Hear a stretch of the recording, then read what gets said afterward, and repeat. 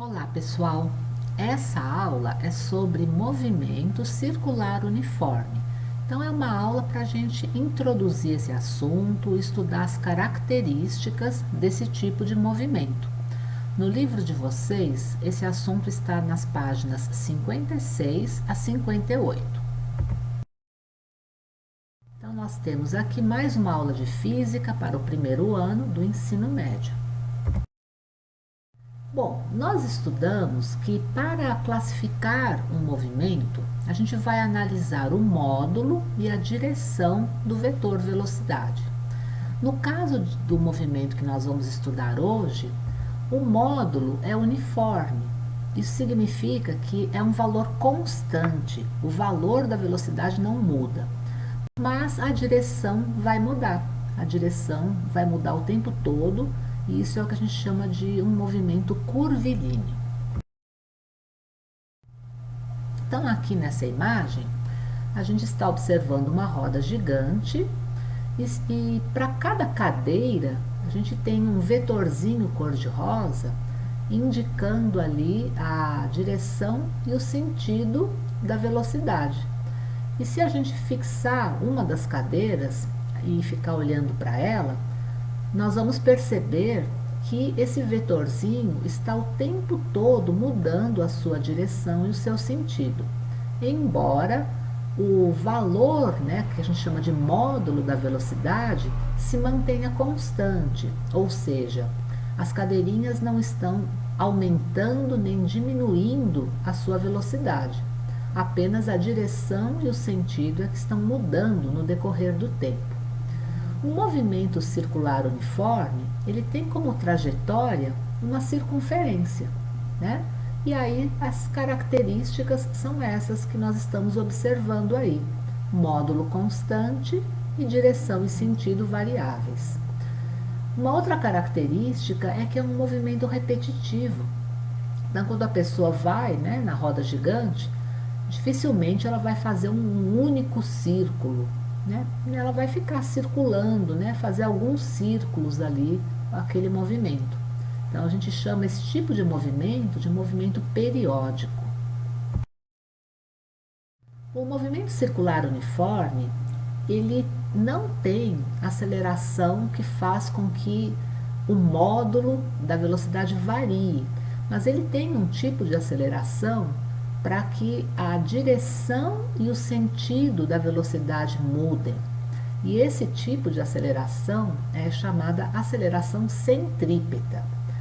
E ela tem esse nome porque para que a gente consiga fazer um veículo, um corpo, fazer círculos, fazer curvas, é sempre necessário que exista algum tipo de força que faça com que esse veículo seja puxado para o centro daquela curva que ele está fazendo. Então, toda mudança na direção do vetor velocidade precisa estar relacionada a algum tipo de força perpendicular ao movimento. E aí essa força que é perpendicular ao movimento é que vai fazer com que ele gire. E ela está relacionada com um tipo de aceleração, que a gente chama aceleração centrípeta.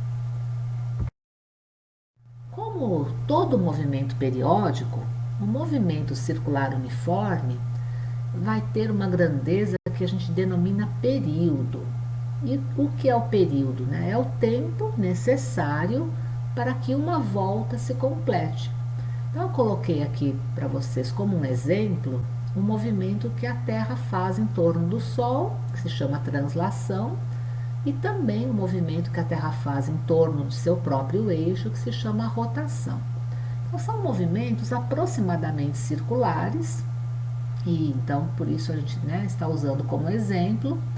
No caso da translação, o tempo necessário para a Terra completar uma volta em torno do Sol é o que a gente chama de período de translação da Terra. No caso, aproximadamente 365 dias e 6 horas.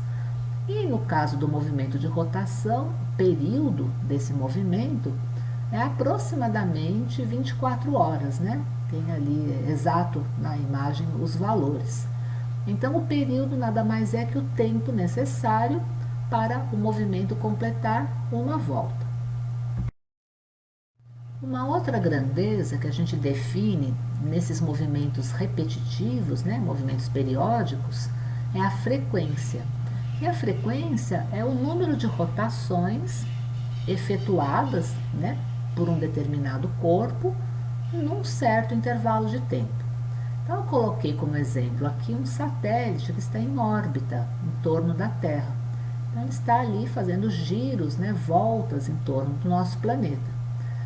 Se a gente utilizar como exemplo o satélite Amazônia 1, a frequência de rotação dele ou de translação dele em torno da Terra é 14,4 voltas por dia. Então, esse é o número de rotações que o satélite vai fazer no tempo de um dia, 14,4 voltas por dia. Bom, então, em resumo, podemos dizer que o período é o intervalo de tempo decorrido em uma volta completa e a frequência, o número de voltas que ocorrem em um intervalo de tempo. As unidades de medida de período são unidades de medida de tempo, Então, segundos, minutos, dias, enfim. Se formos utilizar o Sistema Internacional de Unidades, deveremos utilizar como unidade de período o segundo. E no caso da frequência, ela vai ser uma quantidade, um número de voltas que pode ser por segundo, por minuto, por dia, Quando a gente utilizar o segundo, a gente vai dizer que isso aí é Hertz. Então, a unidade Hertz representa a quantidade de voltas por segundo. E a unidade RPM é quando a gente indica a quantidade de rotações por minuto. É muito utilizado o RPM, Só que no sistema internacional a gente precisaria utilizar por segundo, então seria a unidade Hertz. E é importante a gente perceber que o período é exatamente o oposto, o contrário da frequência. Então, se a gente medir, imagine que vocês estão observando uma pessoa que está numa roda gigante. Então, você fica ali medindo o tempo em que ela ficou ali, girando ali com a roda gigante. Se você dividir aquele tempo total que ela ficou, naquele brinquedo, pelo número de voltas, quantidade de voltas que ela deu, a gente vai ter o tempo gasto em uma volta, Esse é o período. E a frequência é exatamente o contrário, porque já vai ser um certo número de voltas dividido pelo tempo que gastou. Então, por isso que a gente, para calcular a frequência, a gente pode dividir 1 pelo período e vice-versa. Se eu quiser calcular o período, basta eu inverter a frequência. Eles são grandezas opostas, Uma é o contrário da outra. Para o movimento circular uniforme, a gente também vai poder definir o deslocamento de duas maneiras. Então, imaginem que a gente tem ali um objeto que está fazendo um movimento circular, Ele tem uma trajetória que é uma circunferência de raio R. A gente pode indicar o movimento naquela bolinha amarela que está ali na figura, indicando o comprimento que ela percorreu ali na circunferência. No caso, a gente vai chamar esse comprimento de deslocamento S, delta S ali, que seria a variação da posição linear, o comprimento da linha que liga o ponto inicial até o ponto final, e é uma medida que no sistema internacional a gente utiliza a unidade metros. Agora, além de indicar o deslocamento linear, a esse valor de deslocamento a gente tem um ângulo ali, ele corresponde a um ângulo também. E então essa é uma outra maneira da gente indicar essa variação na posição do objeto. A gente pode indicar a quantidade de ângulo, a variação da posição angular dele também. E aí, nesse caso, a gente, no sistema internacional, vai utilizar a unidade radianos. Então, para movimentos circulares, movimentos curvilíneos, a gente tem duas possibilidades de informar a variação da posição, ou a variação linear ou a variação angular. Agora vamos entender direitinho o que significa 1 radiano. Então imagine essa circunferência de raio R. Se eu utilizar exatamente o tamanho do raio como sendo o deslocamento linear, eu vou ter um ângulo, né, que corresponde a essa distância em vermelho, que é 1 radiano. Então, 1 radiano nada mais é que essa quantidade de ângulo que eu tenho quando o meu deslocamento linear é exatamente do tamanho do raio. E quando eu tenho uma circunferência completa, a quantidade de radianos é 2 vezes o π. Então, para uma circunferência de 360 graus, né, eu tenho 2π radianos. Então, observem novamente, né, a nossa circunferência de raio R. Quando eu utilizo esse comprimento do raio para ser o meu deslocamento linear, o ângulo correspondente a gente define como sendo 1 radiano. E aí eu posso ter 3 radianos, é praticamente metade da circunferência. Metade exata seria π radianos. E, portanto, a circunferência completa, né, tem o valor de 2π radianos. Uma volta, né, 360 graus, corresponde a 2π radianos. E agora, então a gente pode definir 2 tipos de velocidade para esse tipo de movimento, que é um movimento circular. A gente pode definir a velocidade que a gente já definia no movimento retilíneo, né, dividindo o deslocamento pelo intervalo de tempo. Então, essa é a chamada velocidade linear. E também, né, podemos definir uma velocidade angular, nesse caso, dividindo o deslocamento angular pelo intervalo de tempo. No sistema internacional, é importante a gente lembrar que a gente precisa utilizar metros para os deslocamentos e segundos para os intervalos de tempo. Então, a velocidade linear, a gente vai utilizar como unidade metros por segundo. E a velocidade angular, a gente vai utilizar a unidade de medida radianos para os ângulos e segundos para o tempo. Observem aqui uma representação do nosso planeta em seu movimento de rotação. Um ponto na superfície da Terra está girando com uma velocidade linear de aproximadamente 1.667 km por hora. Então, se a gente pegasse um pontinho localizado no Brasil, em 1 hora ele teria percorrido essa quantidade de quilômetros. 1.667 quilômetros nesse intervalo de tempo de 1 hora. Isso seria a velocidade linear. Então, quando a gente informa a velocidade em quilômetros por hora ou metros por segundo, nós estamos informando um certo comprimento percorrido num certo tempo. Isso é a velocidade linear. Mas a gente também pode, num movimento que é um movimento circular, informar a velocidade angular, né, como nós vimos, e nesse caso, em ângulos, isso corresponderia a 15 graus por hora. Então, em 1 hora, o nosso planeta, né, vai percorrer aquela distância, um ponto, né, na superfície do nosso planeta, vai percorrer aquela distância de 1.667 quilômetros, e isso corresponde a um ângulo de 15 graus.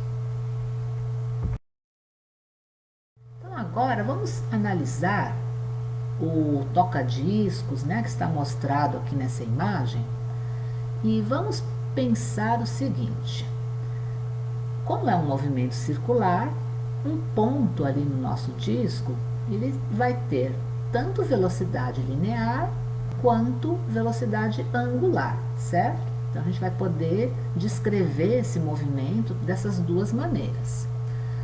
Todos os pontos estão girando juntos, né, ali, né, na medida em que o disco está posicionado ali no toca-discos. Então todos os pontos estão girando juntos E isso indica que a velocidade angular deles é a mesma. Então, quando um dos pontos completou uma volta, todos os pontos completaram uma volta, né? Então, em relação à velocidade angular, a gente pode dizer que é igual. Todos os pontos que estão ali girando no nosso disco têm a mesma velocidade angular. Mas agora a gente pode se perguntar o seguinte: quem irá se mover com maior velocidade linear?